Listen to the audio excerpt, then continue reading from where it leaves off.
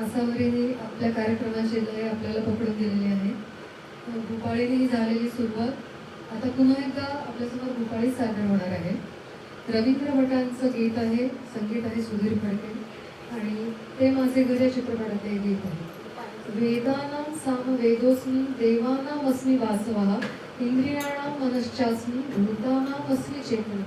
गीतेतील 10व्या अध्यायातला हा श्लोक. श्रीकृष्ण म्हणतो की मी वेदांमध्ये सामवेद आहे, देवतांमध्ये इंद्र आहे, इंद्रियांमध्ये मन आहे आणि प्राणीमात्रांमध्ये चेतना आहे. सामवेद हा भारतीय संगीताचा मूळ पाया मानला जातो, ज्यामध्ये स्वर, लय आणि तालाचा वापर करून मंत्रांचे गायन केले जाते. या गाण्यामध्ये ज्या सामगायनाचा उल्लेख आलेला आहे ते सामगायन म्हणजे सामवेद म्हणजे केवळ मंत्र नव्हे, तर सामगान हा एक गायन विधी आहे. साम म्हणजे ऋचांवर गायनाची आलापी. यज्ञाच्या वेळी ह्या ऋचा किंवा स्तोत्र गायली जायची.